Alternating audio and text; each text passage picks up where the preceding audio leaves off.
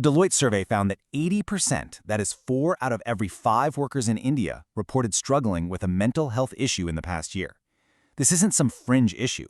This is a mainstream crisis. So what's the cost of all this? Well, McKinsey estimates that poor employee well-being costs the Indian economy up to $350 billion every single year.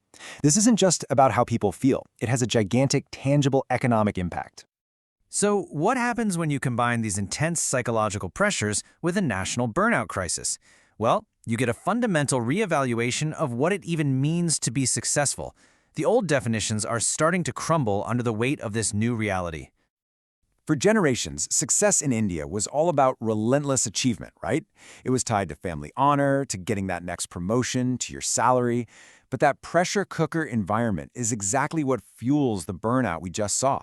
So now a new definition is rising up, one that prioritizes things like work-life balance, mental well-being, and just growing as a person by learning new skills. And this isn't just a vibe. The data backs it up completely. For younger generations like Gen Z and millennials, work-life balance is now the #1 thing they look for in a job. And that traditional ambition to climb the ladder and be a leader? Get this, only 6% say that's their main goal. For most of them, growth isn't about getting a new title anymore. It's about learning something new. So, and this is the most important takeaway, what we're seeing here isn't the death of ambition. Nobody is saying don't strive, don't achieve great things. Instead, what's happening is the birth of a smarter, healthier, and way more sustainable version of ambition, one that actually recognizes that people have limits, and the true success has to include well-being. And maybe nobody has summed up this entire cultural shift better than Virat Kohli.